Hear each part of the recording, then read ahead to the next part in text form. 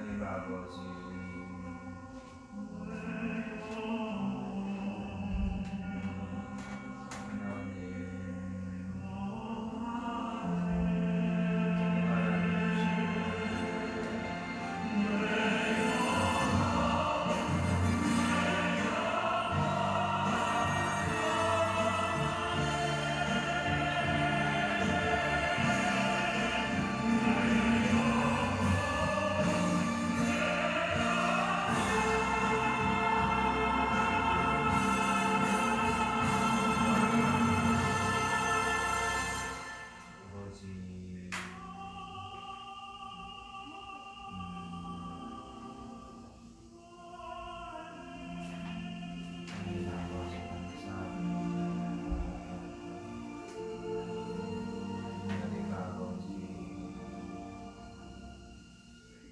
아버지 하나님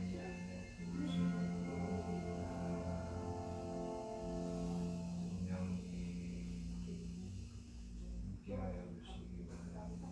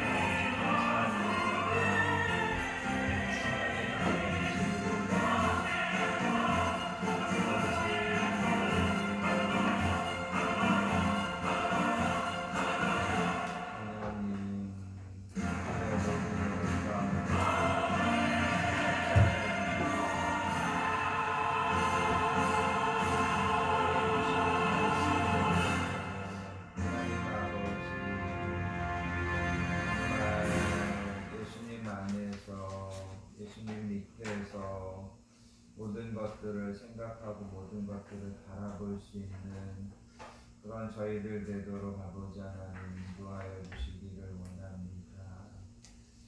아버지 하나님 감사합니다. 주님 감사합니다.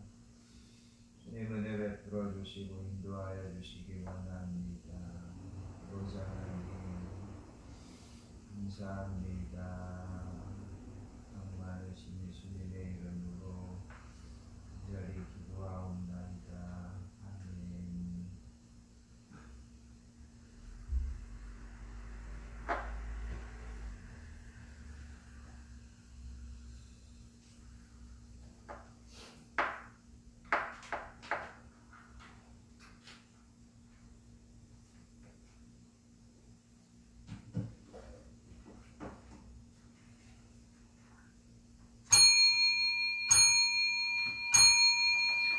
자리에서 일어나셔서 겸손한 마음으로 묵상기도 하심으로 9월 셋째 주일 예배를 하나님 아버지 앞에서 시작하겠습니다.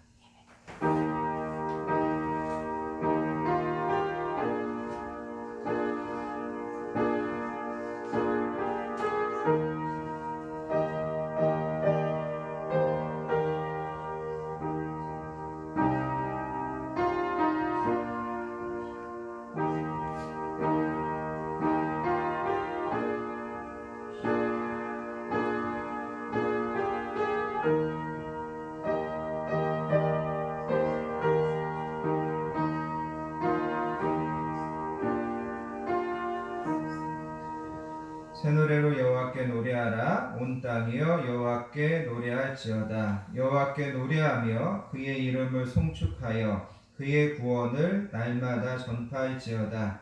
그의 영광을 백성들 가운데에 그의 기이한 행적을 만민 가운데에 선포할지어다. 존귀와 위엄이 그의 앞에 있으며 능력과 아름다움이 그의 성소에 있도다. 만국의 족속들아 영광과 권능을 여호와께 돌릴지어다. 여호와께 돌릴지어다. 아멘. 거룩하시고 은혜로우신 아버지 하나님 감사합니다. 오늘도 저희들을 분주한 일상에서 부르셔서 예배의 자리, 은혜의 보좌로 함께 모여 예배하게 하여 주시니 감사합니다. 지난 주간도 저희들을 하나님께서 건강하게 평안함으로 지켜주신 것을 감사합니다. 이 시간에도 우리의 모든 무거운 짐과 우리의 삶의 수고를 내려놓고 하나님 앞에 집중하여 예배할 수 있도록 인도해 주시기 원합니다. 하나님, 오늘도 건강한 교회에서 하나님을 사랑하는 자녀들이 드리는 예배를 기쁘게 받아주시기 원합니다. 겸손히 머리 숙여 예배하는 한 영혼 한 영혼을 만나주시고 이 시간에도 하늘문을 여시고 하늘의 기름진 복과 땅의 풍성한 은혜를 저희들에게 허락하여 주시기를 원합니다. 지난 한 주를 살면서 세상에서 지치고 상한 영혼들이 있다면 이 시간 말씀과 예배를 통하여서 치유받고 회복되는 예배가 되게 해주시기 원합니다. 여러 가지 문제로 낙심한 영혼들이 있다면 새 힘을 주시고 길을 열어주시는, 빛을 비춰주시는 예배가 되게 해주시기 원합니다. 우리 모든 성도님들에게 예배와 말씀을 통하여서 하나님께서 우리 한 사람 한 사람을 만나주시고 깨닫게 해주시는 귀한 예배로 사용하여 주실 줄 믿습니다. 모든 예배를 성령님께 맡기고 위탁하오며 우리를 사랑하여 주시는 예수님의 이름으로 간절히 기도하옵나이다. 아멘. 다 자리에 앉으셔서 찬송가 64장 기뻐하며 경배하세 함께 찬양하도록 하겠습니다.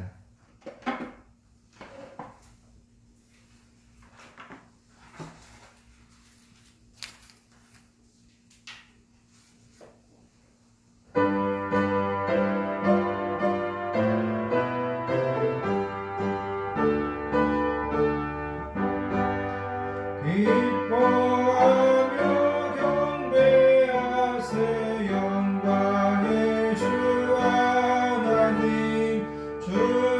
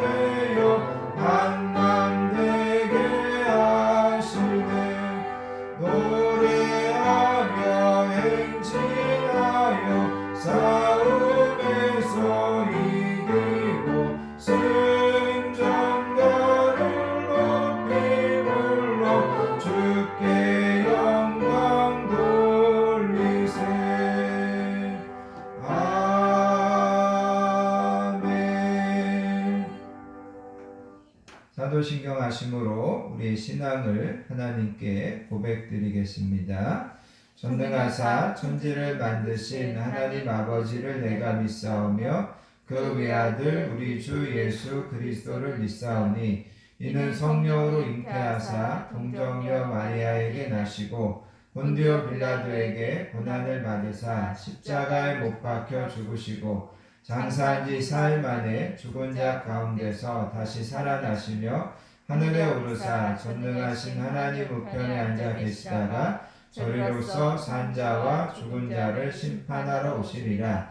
성령을 믿사오며 거룩한 공예와 성도가 서로 교통하는 것과 죄를 사하여 주시는 것과 몸이 다시 사는 것과 영원히 사는 것을 믿사옵나이다. 아멘. 이 시간 계속해서 하나님 아버지 앞에 참회와 고백의 기도를 드리도록 하겠습니다. 지난 한 주간 우리의 삶을 겸손하게 뒤돌아보기를 원합니다. 한 주를 살면서도 하나님의 뜻과 하나님의 말씀을 우선하여 살기보다 여전히 내 생각과 내 고집과 내 욕심과 감정을 앞세우고 살려고 했던 모습들이 있다면 이 시간 우리가 하나님 앞에 회개할 수 있기를 원합니다. 하나님은 항상 우리들에게 너희의 모든 삶의 짐과 여정을 나에게 맡겨라 말씀하시는데 우리가 믿음이 없어서 하나님께 맡기지 못하고 내 뜻대로 되지 않는 것들 때문에 하나님 앞에 원망하고 낙심하고 또 불평하고 좌절했던 모습이 있다면 이 시간 그것도 우리가 하나님 앞에 회개할 수 있기를 원합니다. 지금은 하나님의 은혜의 보좌 앞에 나아가 하나님과 나만이 하는 죄들을 생각하며 겸손하게 참회와 고백의 기도를 드리겠습니다. 사랑과 은혜가 풍성하신 아버지 하나님 감사합니다. 오늘도 저희들을 예배의 자리로 불러주시고 특별히 이 시간에도 지난 한 주간 나 자신의 삶을 뒤돌아보게 하여 주시니 감사합니다. 하나님 한 주를 살면서도 하나님께 모든 것들을 맡기고 하나님의 은혜 안에 사는 것을 내가 아버지 하나님 인정하고 고백하지 못했던 것들이 있다면 하나님 용서하여 주시기 바랍니다.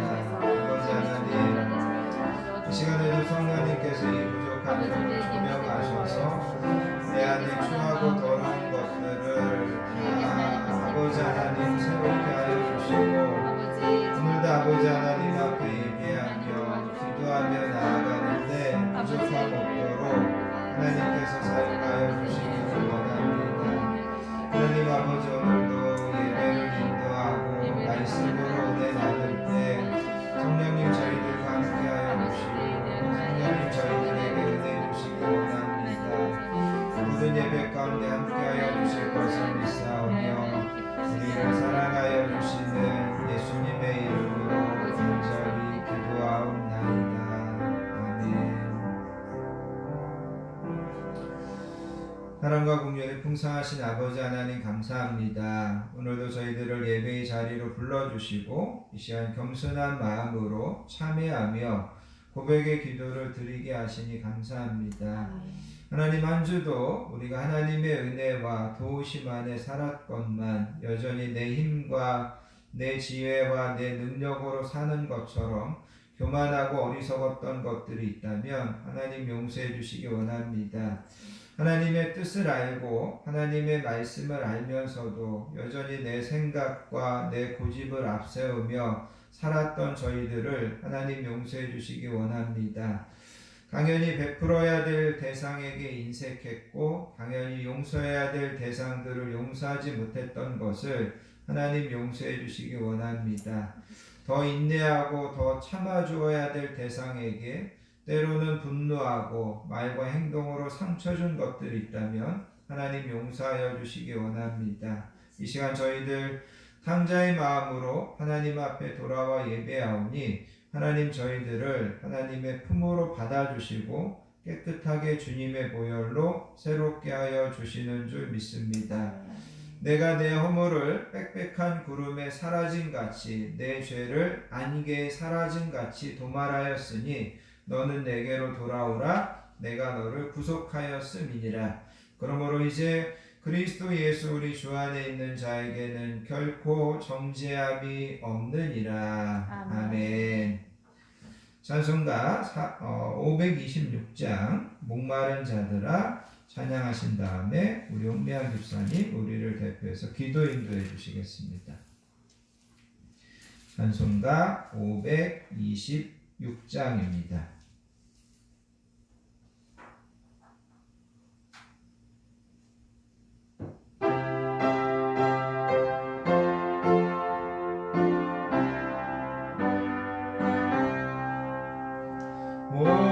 목마른 자들아 다 이리 오라 이곳에 좋은 샘 흐르도다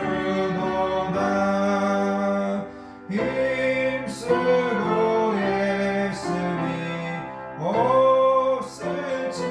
없을지라도 이 샘에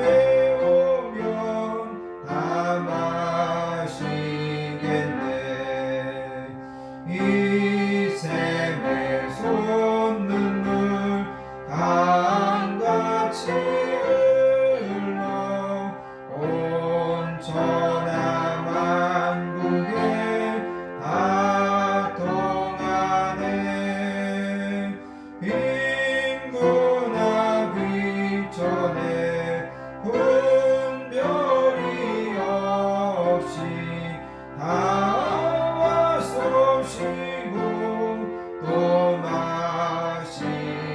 마시겠네 생명수 샘물을 마신 자마다 목 다시 마르지 아니하고 속에서 솟아나 생수가 되어 영원히 솟아 늘 풍성하리 이 샘의 이름은 생명의 샘물 저수정빛같이 늘 맑도다 어린 양 보좌가 근원이 되어 생명수 샘이 늘 그치지 않네. 아멘. 함께 기도하시겠습니다. 사랑과 은혜가 풍성하신 하나님 아버지, 오늘도 저희에게 거룩한 주일을 허락하여 주시고 각 가정에서 가족들과 함께 한자리에 모여 감사와 찬양의 예배를 드릴 수 있도록 인도하여 주심을 감사드립니다. 아멘. 이 시간 드려지는 예배를 통해 오직 하나님께서 영광 받아 주시며 저희들에게는 하나님을 만날 수 있는 귀하고도 복된 은혜의 시간이 되도록 축복하여 주시옵소서. 아멘. 하나님의 지혜는 한량이 없으며 위대하심을 고백합니다. 지금 우리들의 삶을 뒤돌아볼 때에 힘들고 어려운 상황 속에서도 항상 위기가 기회가 되게 하시고 하나님을 의지하고 나아갈 때마다 하나님의 지혜와 사랑으로 늘 저희들을 가장 좋은 길로 인도하셨음을 고백합니다. 아버지. 지금 코로나를 통해 많은 국가와 사람들이 고통을 받으며 또한 우리나라와 국민들 또한 예외 없이 고통을 받고 또 아픔을 겪고 있지만 이 모든 환난과 어려움 속에서도 저희들은 여전히 하나님의 놀라운 지혜와 사랑과 은혜를 기대하며 간절히 기도하길 원합니다. 아멘. 먼저 해외에서 선교하시는 수많은 선교사님들이 지금은 많은 어려움을 겪고 있지만 하나님의 도우심으로 이 시간들을 잘 극복하고 오히려 이 어려움이 기회가 되게 하시고 또 도구가 되게 하셔서 하나님의 사역을 더욱 빛나게 잘 감당하게 하여 주시길 원합니다. 아멘. 또한 많은 이단들이 이 세상에 속속들이 알려져서 사람들이 더 이상 이단에 속지 않게 하시며 이단이 무너지고 사라지는 계기가 되게 하여 주시옵소서. 아멘. 또한 한국교회가 이 위기의 사건들로 통해 서로를 돌아보는 계기가 되게 되고 회개하게 하시며 믿음으로 하나가 되어 오직 하나님의 뜻만을 쫓아 바르게 세워지게 하여 주시옵소서. 아멘. 이 땅의 대통령과 우리나라의 대통령과 위정자들에게도 하나님의 지혜와 명철을 허락하여 주시고 오직 경제와 문화와 정치와 외교,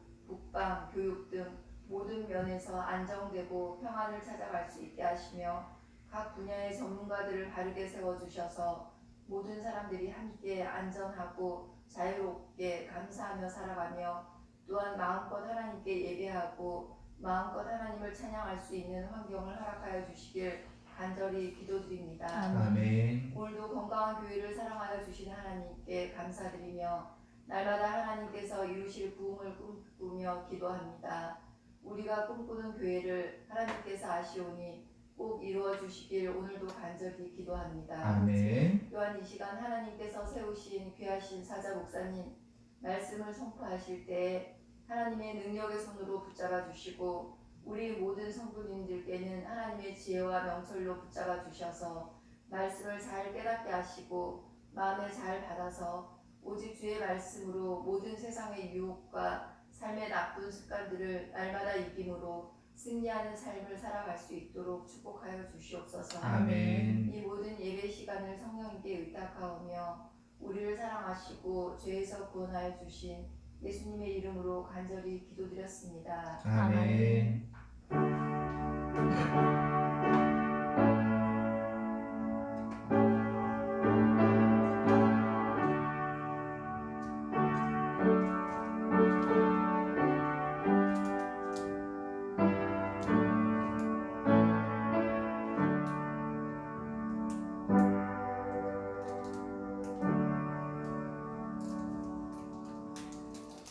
오늘 우리에게 주시는 하나님의 말씀은 신약성경 사도행전 26장 8절부터 18절까지 말씀입니다. 신약성경 사도행전 26장 8절부터 18절까지 말씀 다 찾으셔서 우리 한 목소리로 받들어서 읽겠습니다.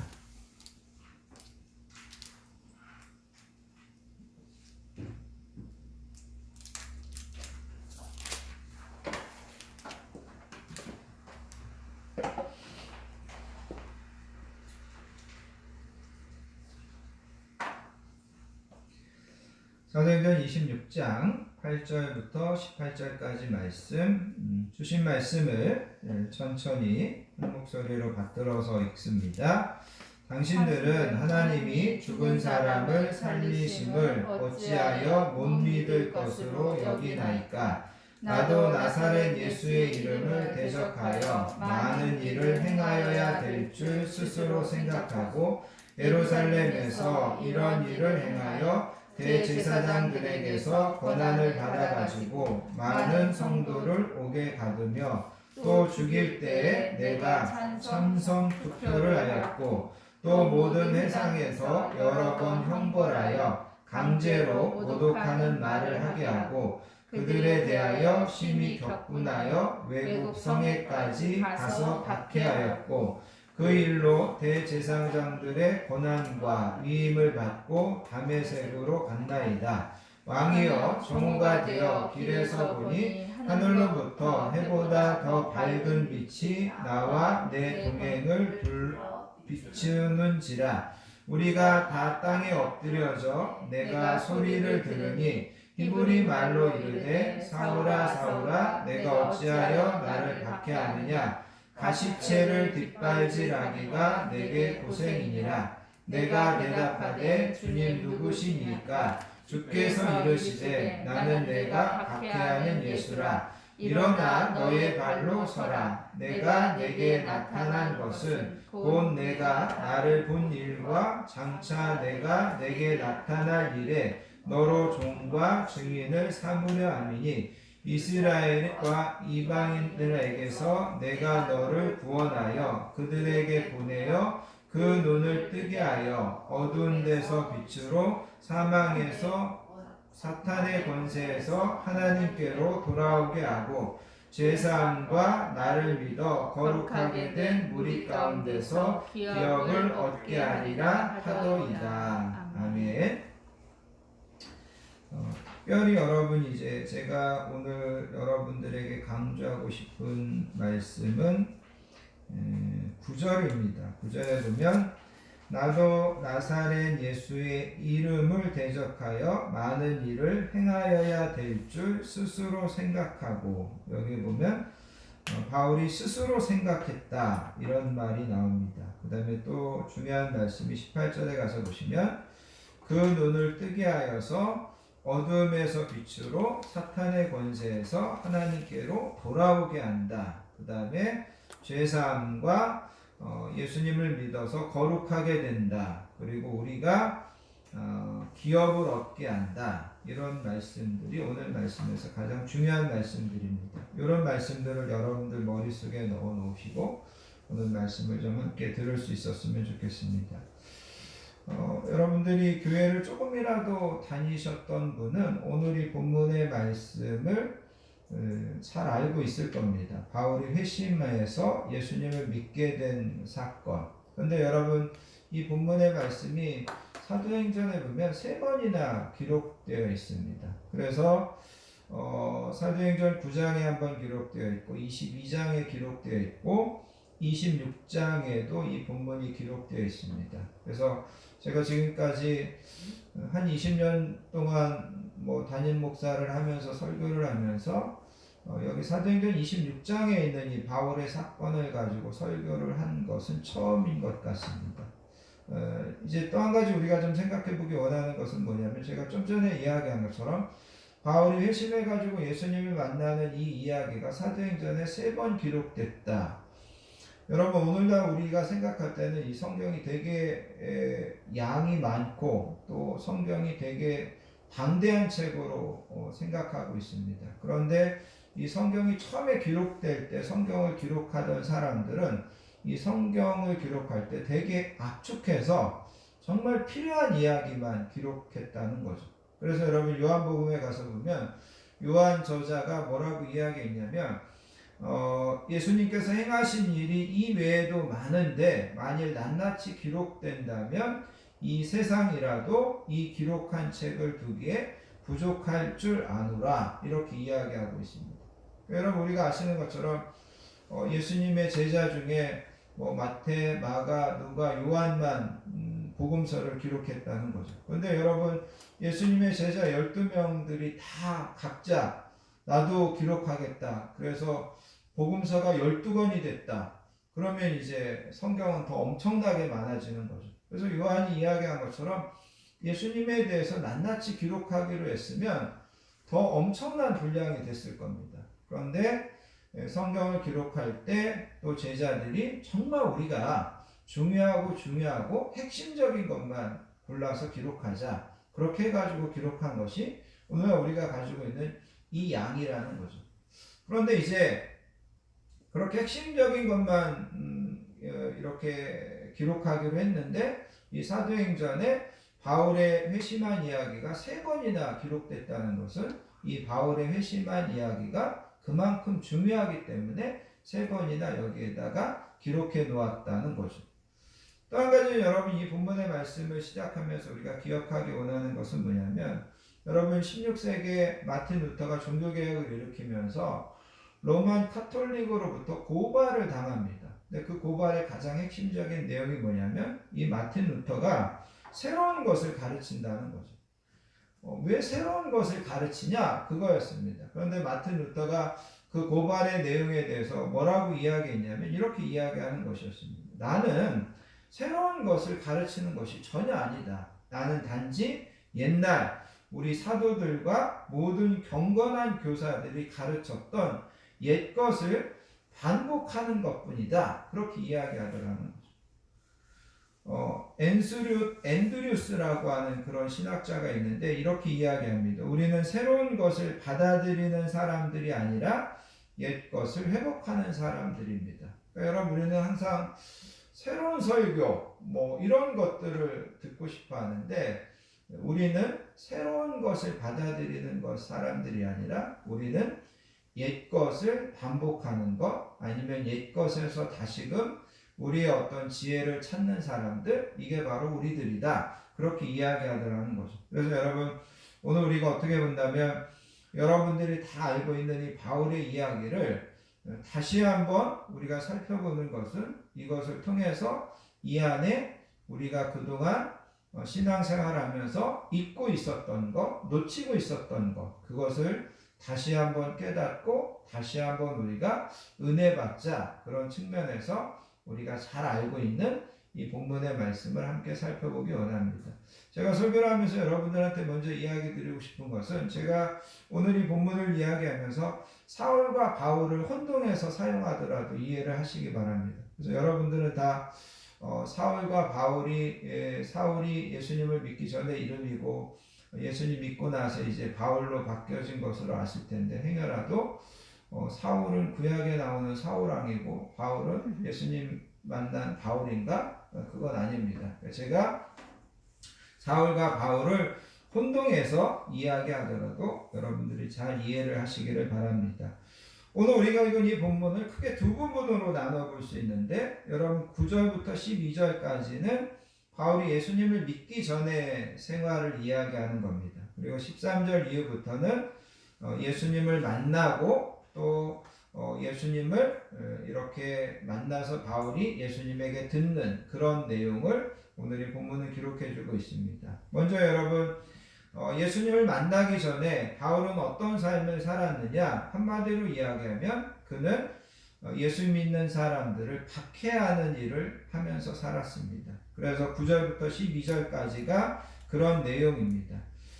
여기 본문에 보면 대제사장들로부터 권한을 받아가지고 예수님의 제자들을 감옥에 가두었습니다. 그리고 그들이 사형 선고를 받을 때 그 일의 증인으로 나서고 찬성표를 던지는 데 앞장섰습니다.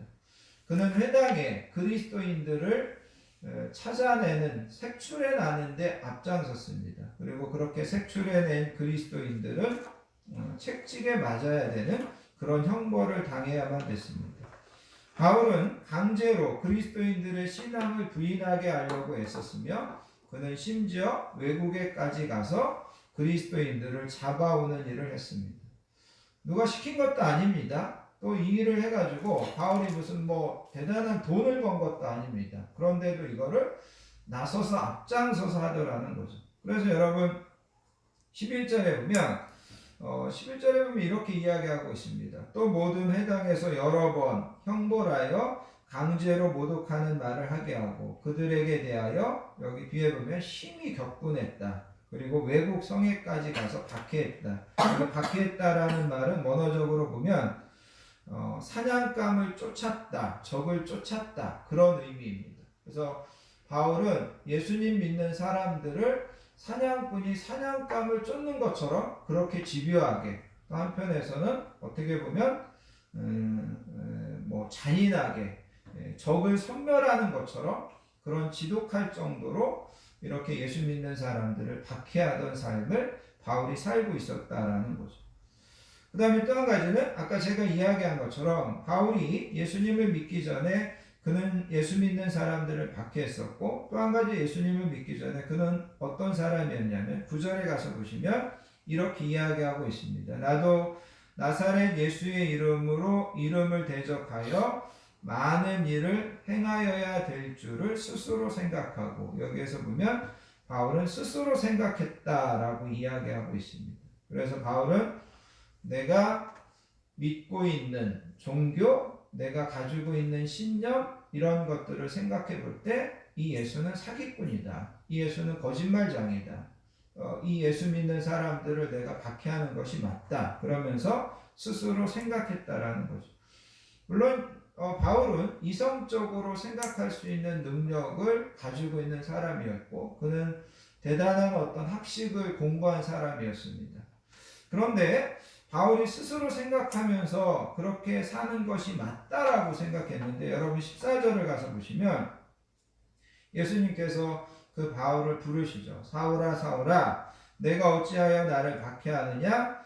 가시체를 뒷발질하기가 내게 고생이니라. 그러면서 여기에 보면 예수님께서 바울의 삶을 뭐라고 이야기하냐면 너가 가시체를 뒷발질하는 것 같은 삶을 지금 살고 있다 이렇게 이야기하시더라는 거죠.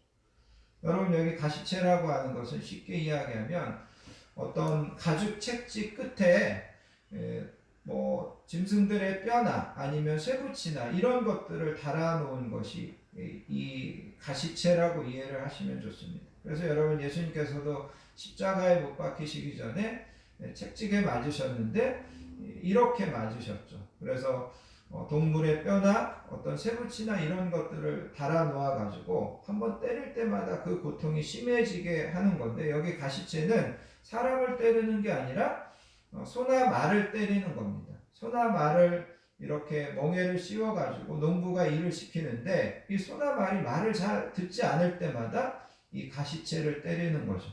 특별히 여기에 보면 뒷발질한다라는 그런 말이 있습니다. 뒷발질한다. 소나 말이 뒷발질하면 그 뒤에 있는 주인이 크게 다칠 그럴 경우가 있는 거죠.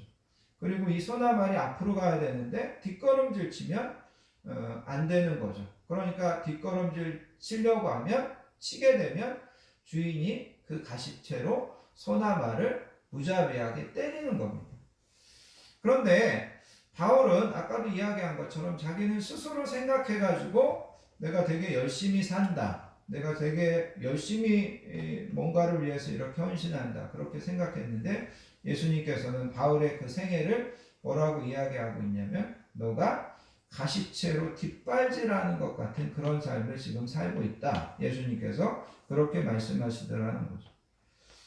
여러분 이것은 바울만의 모습이 아니라 오늘날 하나님을 모르고 하나님의 뜻에 순종하여 살지 못하는 세상의 모든 사람들의 모습이다라고 우리가 이해하셔도 좋습니다.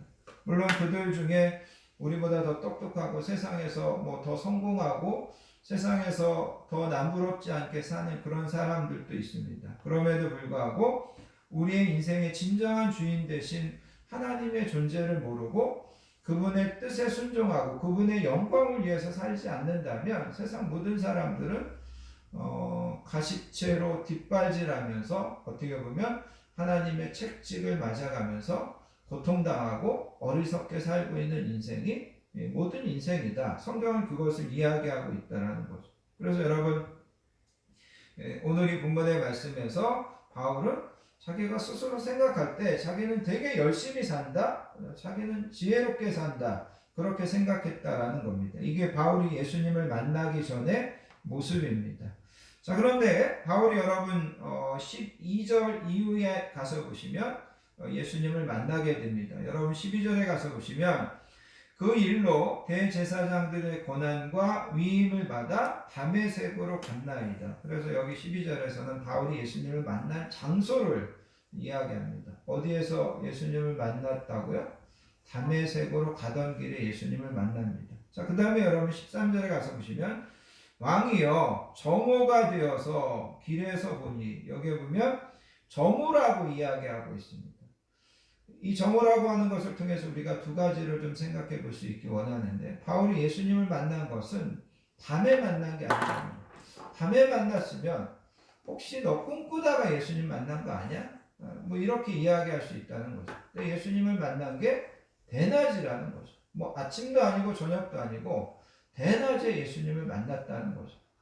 그 다음에 또 한 가지 우리가 여기서 생각해 볼 수 있는 것은 팔레스틴 지역은 낮에는 되게 덥습니다. 그래가지고 여러분 낮에 일하거나 돌아다니는 사람들이 거의 없습니다. 그런데 바울이 대낮에도 이렇게 예수님 믿는 사람들을 잡으러 다니고 있었다는 것을 보면 이 바울의 열심이 얼마나 대단했다는 것을 우리가 짐작할 수 있습니다. 어지간한 사람들은 지금 뭐 다 그늘에 들어가서 쉬고 있는데 예수님 믿는 사람들을 잡기 위해서 대낮에도 정오에도 이렇게 열심히 길을 가고 있었다라는 거죠.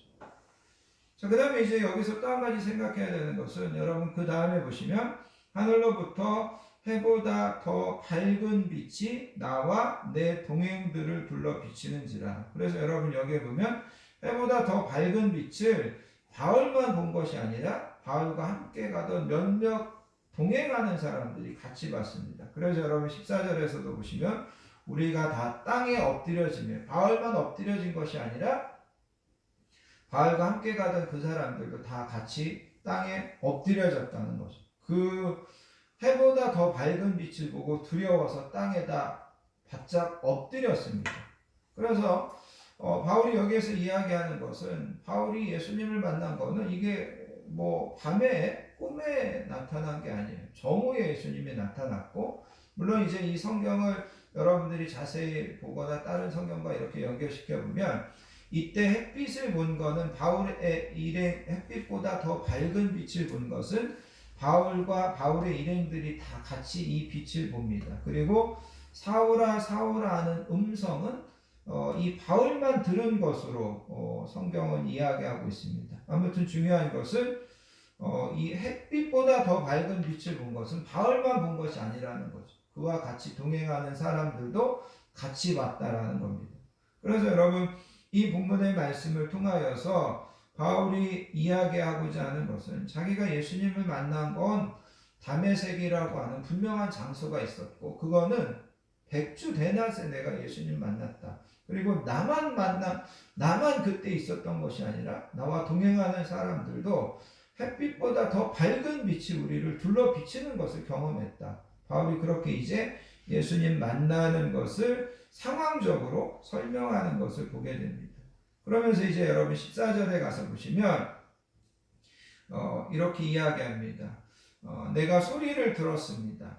그런데 히브리 말로 뭐라고 이야기했냐면 사울아 사울아 내가 어찌하여 나를 박해하느냐, 그런 음성을 듣습니다. 그리고 15절에 보면 사울이 대답합니다. 주님 누구시니까?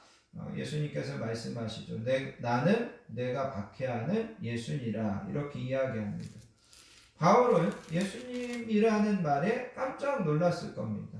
왜 놀랐냐면 먼저는 바울은 예수님은 십자가에서 죽어서 이제 아무것도 아닌 것으로 생각했다는 거죠. 근데 내가 박해하는 예수다라는 그 말을 통해서 바울은 예수님이 그러면 정말 제자들이 이야기한 것처럼 3일 만에 부활했다는 건가? 이런 생각을 바울이 불현듯이 했을 겁니다. 자기들은 분명히 그 예수님의 제자들이 부활했다고 하는 그 말을 정말 말 같지도 않은 거짓말이라고 생각했는데 예수님이 정말 부활한 건가? 그렇게 바울이 놀랐을 겁니다. 그 다음에 또 한 가지는 예수님이 부활했다면 예수님이 살아생전에 내가 하나님의 아들이다 라고 말씀하셨는데 그 예수님이 말씀하셨던 그게 다 사실인가? 이런 것들이 바울의 어떤 머리에 순간 스치고 지나갔다는 거죠. 내가 핍박하는 예수다. 그 말씀 속에 예수님이 그럼 정말 부활하신 건가? 예수님이 정말 그러면 살아계실 때 내가 하나님의 아들이라고 말씀하셨는데 그러면 그분이 정말 하나님의 아들이신가? 그리고 또 한 가지는 바울이 놀라게 되는 것은 그 예수님이라고 하는 분이 그리스도인들과 자신을 너무나 밀접하게 동일시해가지고 그들을 박해하는 것이 곧 나를 박해하는 거다. 이렇게 말씀하시는 이 예수님의 말씀에 바울이 놀라게 됐다라는 거죠. 여러분, 바울은 햇빛보다 더 밝은 빛을 보고 놀라게 됐습니다. 그 다음에 음성을 듣고 놀라게 됐습니다. 그리고 그 음성이 내가 박해하는 예수다라는 그 음성 때문에 바울은 더 놀라게 됐다라는 거죠. 바울은 어떻게 보면 땅에 엎드려져서 벌벌 떨고 있을 수밖에 없는 그런 상황이었습니다. 그런데 여러분 16절을 가서 보시기 바랍니다. 바울이 좀 전에 제가 이야기하고 있는 것처럼 땅에 엎드려져서 벌벌 떨고 있었습니다. 그런데 여러분 16절에 가서 보시면 예수님께서 뭐라고 말씀하시냐면 일어나 너의 발로 서라, 그렇게 이야기하시더라는 거죠. 바울은 지금이라도 당장 예수님께서 어떤 벼락이나 번개나 이런 것들을 내려서 자기를 죽이실지도 모른다, 그렇게 생각했습니다. 그런데 여기 16절에 있는 것처럼 예수님께서 바울에게 뭐라고 이야기하냐면 바울아 일어나 너의 발로 서라, 이렇게 이야기하시더라는 거죠. 그러면서 예수님께서 뭐라고 말씀하시냐면 내가 내게 나타난 것은 곧 내가 너를 본 일과 장차 내가 내게 나타날 일에 너로 종과 증인을 삼으려 하노라. 그렇게 이야기하시라는 거죠.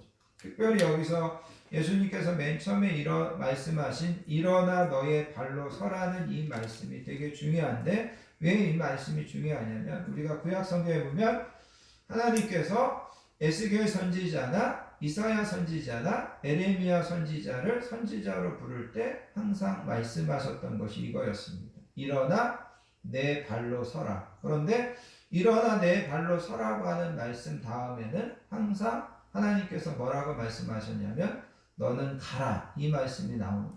그러니까 여러분, 가기 전에 먼저 해야 되는 것이 뭐냐면 일어나 발로 서는 것이었다라는 거죠. 그래서 여러분, 이 말은 하나님께서 그 옛날 이사야나 에레미야나 이런 선지자들을 보내셨던 것처럼 예수님께서 바울을 보내겠다라는 거예요. 그리고 그 보내는 것을 통해서 여러분 16절 끝부분에 가서 보면 뭐라고 이야기하냐면 이제 너를 나의 종과 나의 증인으로 삼으려고 한다. 그렇게 예수님께서 바울에게 말씀하시더라는 거죠. 그러면서 좀 전에 이야기한 것처럼 예수님께서 이제부터 너는 내 종과 내 증인으로 내가 너를 보낸다. 그렇게 말씀하시는 겁니다. 그러면 무엇을 위해서 바울을 보내느냐는 거죠. 무엇을 위해서 보내느냐. 이게 되게 중요합니다. 첫 번째, 여러분 이제 18절을 다시 한번 보시기 바랍니다. 18절에 가서 보시면 이렇게 이야기합니다. 그 눈을 뜨게 하여 어둠에서 빛으로 사단의 권세에서 하나님께로 돌아오게 하고, 그래서 여기서 중요한 것은 뭐냐면 하나님께 돌아오게 해라. 그래서 바울을 예수님께서 보내는 첫 번째 목적은 뭐냐면 하나님께로 돌아오게 하라는 겁니다. 사람들을 하나님께로 돌아오게 하라. 하나님께 돌아오게 하라는 말은 이 말씀 속에 이미 어떤 뜻이 담겨져 있었냐면 본래는 이 사람들이 하나님과 함께 했던 사람들이라는 거죠. 그런데 하나님께 등을 지고 하나님을 떠났습니다. 그런데 하나님께서 이제 이 바울을 보내셔서 그 사람들을 하나님께로 돌아오게 한다라는 거죠. 하나님께 돌아서게 한다라는 말은 하나님에 대하여 우리의 생각과 우리의 마음과 우리의 뜻을 돌이키는 겁니다. 여러분, 우리가 한때 하나님을 이해하지 못할 때는 하나님에 대하여 원망과 불평이 있었습니다. 하나님이 불공평하다라고 생각했습니다. 근데 하나님에 대한 뜻, 하나님에 대한 생각을 돌이키고 나서 보니까 아니었어요. 모든 것이 하나님의 사랑이었고 모든 것이 은혜였고 하나님은 정말 공평하신 분이구나. 하나님은 정말 나를 누구보다도 사랑하셨구나. 이것을 깨닫는 것, 이게 바로 우리가 하나님께 돌아서는 거라는 거죠. 근데 예수님께서 바울에게 이야기하는 것이 내가 너를 보낸다. 근데 너가 가서 해야 되는 것 중에 가장 중요한 게 뭐냐면 사람들을 하나님께로 돌아오게 해야 된다. 그러면서 여러분 구약 성경에 가서 보면 이사야서 55장에 이런 말씀이 있습니다. 너희는 여호와를 만날 만한 때에 찾으라. 가까이 계실 때에 그를 부르라. 악인은 그의 길을, 불의한 자는 그의 생각을 버리고 여호와께로 돌아오라. 그리하면 그가 긍휼히 여기시리라. 우리 하나님께로 돌아오라. 그가 너그럽게 용서하시리라. 하나님께서 이스라엘 백성들에게 계속해서 이야기하는 게 뭐냐면 너네 돌아와야 된다. 너네 돌아오면 내가 용서하겠다. 너네 돌아와야 된다. 너네 돌아오면 내가 너희들 긍휼히 여기겠다. 하나님께서 그렇게 말씀하셨다는 거죠. 그래서 여러분 예수님이 이 바울을 보내면서 너가 가서 그럼 뭐 해야 되냐? 사람들을 하나님께로 돌아오게 하는 일을 너가 해야 된다. 그렇게 이야기하다라는 거예요. 그 다음에 여러분 계속해서 18절에 가서 보시면 예수님께서 바울을 보내시는데 하나님께 돌아오게 하는 일을 하게 하며 그 다음에 보시면 죄사함과 나를 믿어 거룩하게 된 무리 가운데 그렇게 이야기합니다. 이 말은 다른 말로 이야기한다면 쉽게 정리한다면 우리가 예수님을 믿어서 죄사함을 받게 되고 우리가 예수님을 믿어서 거룩하게 된다라는 겁니다. 여러분 우리가 흔히 세계 4대 성인을 소크라테스, 그 다음에 공자, 그 다음에 석가, 예수 이렇게 이야기합니다. 저는 그 네 사람들이 다 훌륭하고 그분들의 가르침이 다 맞다고 생각합니다. 그런데 여러분, 그럼에도 불구하고 예수님만이 내가 너희들의 죄를 해결해 주려고 이 땅에 왔다. 내가 십자가에서 죽는 것은 너희들의 죄를 대신해서 내가 십자가에서 죽어주는 거다. 내가 부활하는 것은 너희들도 나중에 부활한다라는 것을 너희들에게 보여주기 위해서 부활하는 거다. 예수님은 그렇게 말씀하셨다라는 거죠. 그런데 다른 그 누구도 우리의 죄에 대해서 내가 너희들의 죄를 해결해 줄 수 있다. 내가 너희들의 죄를 해결해 주기 위하여 죽는 거다. 이런 이야기를 한 사람이 없습니다. 예수님만 그렇게 하셨다는 거죠. 그래서 여러분, 우리가 예수님을 믿는 것은 뭐냐면 우리의 모든 죄가 사함받고 우리가 예수님을 통해서 거룩하게 된다, 의롭게 된다라는 거예요. 여러분, 나는 나 자신이 의롭지 못하다는 걸 누구보다도 잘 알아요. 나 자신이 깨끗하지 못하다는 것을 누구보다도 잘 안다는 거죠. 그런데 성경은 내가 깨끗하다고 이야기해요. 내가 의롭다라고 이야기해요. 나 자신 때문에 깨끗하고 의로운 것이 아니라 예수님 때문에 나와 여러분들이 깨끗하고 의롭다. 성경은 그렇게 이야기하고 있다는 거죠. 이거 우리가 믿는 겁니다. 이걸 우리가 믿으셔야 됩니다. 예수님이 바울을 보내셔서 이야기하는 건 이거를 가르치라는 거죠. 그 다음에 또 한 가지는 여러분 18절 끝부분에 있는 것처럼 뭐라고 이야기하냐면 나와 여러분들에게 기업을 얻게 하리라 이렇게 이야기합니다. 이스라엘 백성들이 애굽에서 살다가 광야 40년을 지나서 가나안 땅에 들어가는데 그 사람들이 애굽에서 나온 이유도 광야 40년을 견뎌낼 수 있었던 것도 그들이 가나안 땅에 들어가면 우리가 땅을 분배받는다라는 거였어요. 애굽에서 종살이하는 동안 자기들 땅이 없었어요. 그죠? 자기들 땅이 있었겠어요? 노예인데. 네, 그런데 하나님께서 이야기하시는 거죠. 가나안 땅에 들어가면 내가 너네들 지파별로 아니면 뭐 족장별로 아니면 가정별로 너희들에게 땅을 다 분배해 주겠다. 그래서 그 광야 40년을 거쳐서 가나안 땅에 들어갔다라는 거죠. 근데 여러분, 성경은 나와 여러분들이 예수님 믿으면 우리가 천국에 가서 하나님 앞에 땅을 분배받는다. 기업을 우리가 하나님 앞에 받는다. 우리에게 이것을 약속하고 있다는 거죠. 그래서 여러분, 예수님께서 바울을 보내시면서 너가 가서 사람들에게 가르쳐야 되는데, 사람들에게 알려줘야 되는데 뭘 가르쳐야 되냐면 너네 하나님께로 돌아와야 됩니다. 그 다음에 우리가 예수님 믿으면 죄사함 받고 우리는 의롭게 됩니다. 그리고 우리가 천국에 그 옛날 우리 조상이 가나안 땅에 들어가서 땅을 분배받았다면 우리는 이제 천국에 가서 하나님의 기업을 분배받을 자들입니다. 이거를 가르쳐라. 이거를 전해줘라. 그렇게 이제 예수님께서 바울을 부르셨다라는 거죠. 자, 그래서 이제 결론적으로 이제 이런 말씀을 좀 드리기 원합니다. 여러분 19절에 가서 보면 이제 19절에 가서 보시면 예수님께서 이제 바울에게 일어나서 너의 발로 서라 그러면서 내가 내게 나타난 것은 곧 내가 나를 본 일과 장차 내가 내게 나타난 일에 너로 종과 증인을 삼으려 하니니. 여기에 보면 종이라는 말이 나옵니다. 여기 종. 그런데 여기 종이라는 것을 통해서 우리가 기억하기 원하는 것은 뭐냐면 아까 제가 말씀드렸던 것처럼 바울은 스스로 처음에는 생각했습니다. 그죠? 아까 그게 이제 몇 절이었냐면 9절 맨 끝부분에 가서 보시면 바울이 내가 스스로 생각해서, 그죠? 바울은 스스로 생각했다라는 거죠. 그런데 이제 바울은 스스로 생각해서는 안 됩니다. 왜냐하면 바울은 누구의 종이 되었기 때문에요? 예수님의 종이 되었기 때문에 스스로 생각하면 안 됩니다. 바울은 이제 예수님의 말씀 아래서, 예수님의 말씀 밑에서 생각해야 됩니다. 여러분, 자녀는 죄송하지만 스스로 생각하면 안 됩니다. 부모님의 말씀 아래서, 부모님의 말씀 밑에서 생각해야 됩니다. 결혼을 하면 남자도 여자도 이제는 스스로 생각해서는 안 됩니다. 아내, 남편의 아래에서, 밑에서 생각하는 겁니다. 우리가 예수님을 믿기 전에 우리는 스스로 생각하면서 살았습니다. 그런데 이제는 우리가 예수님 아래에서 생각하고 예수님 밑에서 생각하는 겁니다.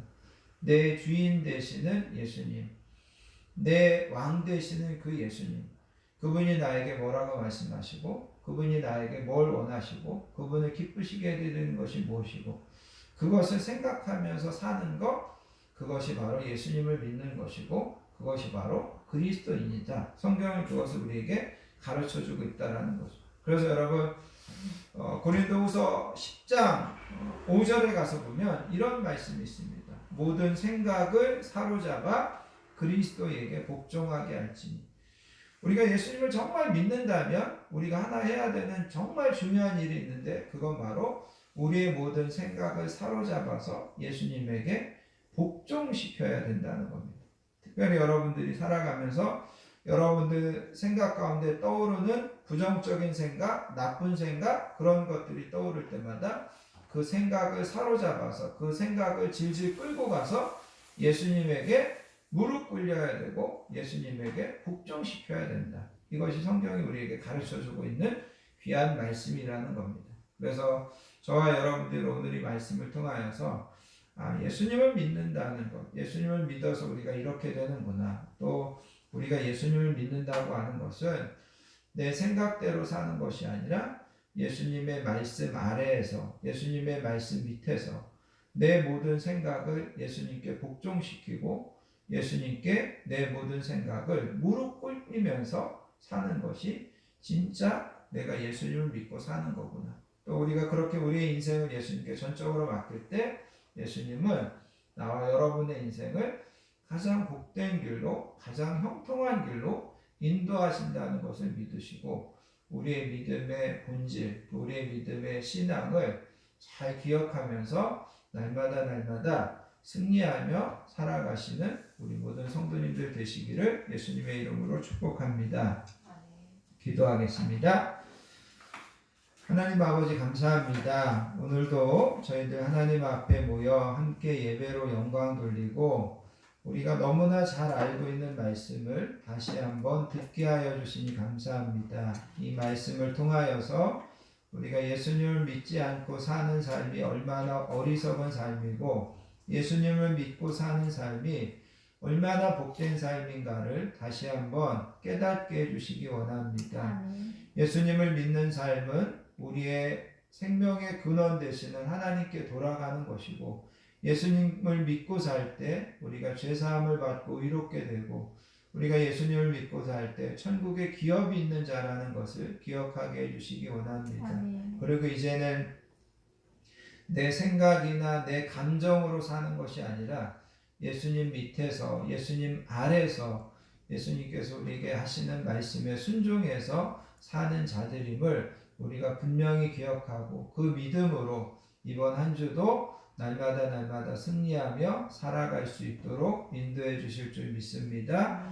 감사드리며 사랑 많으신 예수님의 이름으로 간절히 기도하옵나이다. 아멘.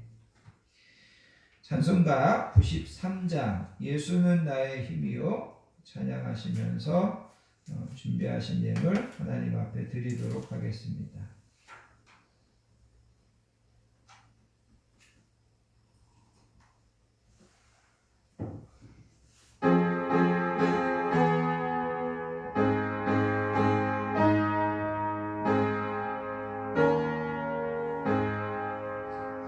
예수는 나의 힘이요 내 생명 되시니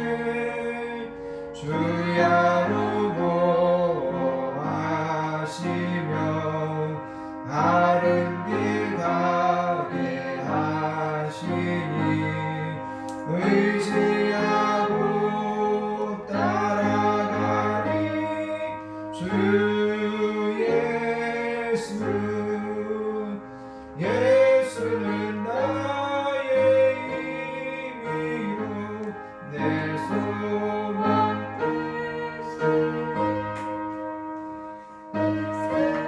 세상을 떠나갈 때 고령생 얻으리 한없는 복을 주시고 영원한 기쁨 주시니 나의 생명 나의 기쁨 주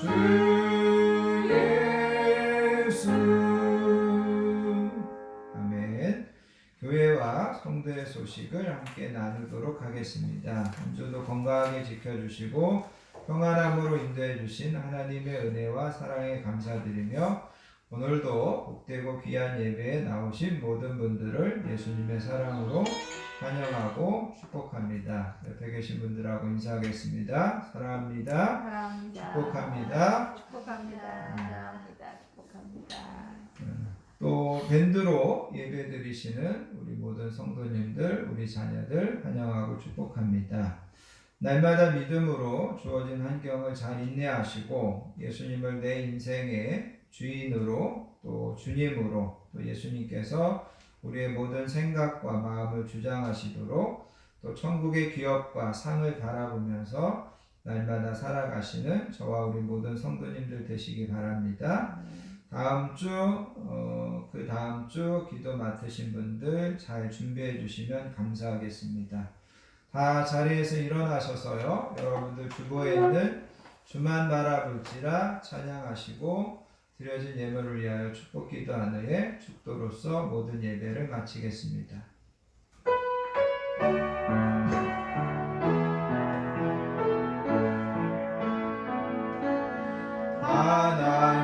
하나님의 사랑을 사모하는 자 하나님의 평안을 바라보는 자 너의 모든 것 창조하신 우리 주님이 너를 얼마나 사랑하시는지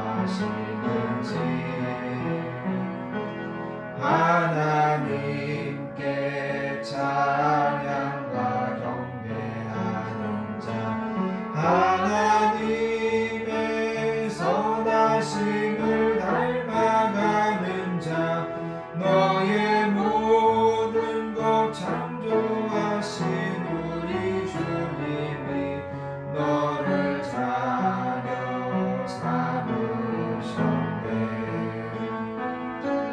하나님 사랑의 눈으로 너를 어느 때나 바라보시고 하나님 인자한 귀로서 언제나 너에게 기울이시니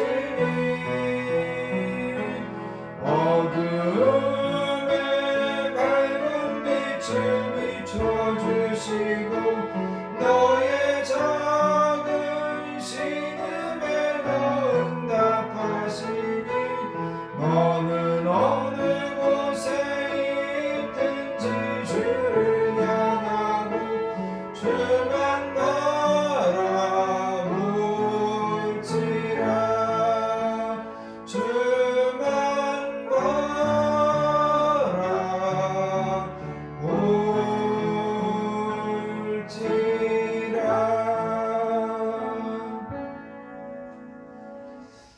하나님 아버지 감사합니다. 우리 건강교회 모든 믿음의 지체들이 오늘도 하나님 앞에 모여 함께 예배로 영광 돌리고 오늘도 저희들에게 주시는 은혜의 말씀, 진리의 말씀을 듣게 하여 주시니 감사합니다. 아멘. 하나님, 오늘도 이 시간 우리가 하나님 앞에 우리의 사랑과 정성과 소원과 기도 제목을 담아 아름답게 예물 올려드립니다. 하나님께서 기쁘게 흠양하여 주시고 드려진 모든 손길과 가정과 자녀들 가운데 또 하는 일들 가운데 하나님께서 만배로 갚아주시고 하나님께서 형통하심의 복으로 채워주실 줄 믿습니다. 이제는 우리 주 예수 그리스도의 크신 은혜와 성부 하나님의 극진하신 사랑과 성령님의 내주하심, 위로하심, 충만하심의 축복이 예수님을 나의 삶의 주님으로 이제 내 모든 생각을 예수님의 말씀과 예수님의 뜻에 순종하는 삶을 살기로 결단하는 사랑하는 모든 성도님들 머리머리 위에와 그의 가정과 자녀들 위에 우리 건강한 교회 위에 이 나라 이 민족 위에 이제로부터 영원토록 함께 하시옵기를 간절히 축원하옵나이다. 아멘. 아멘.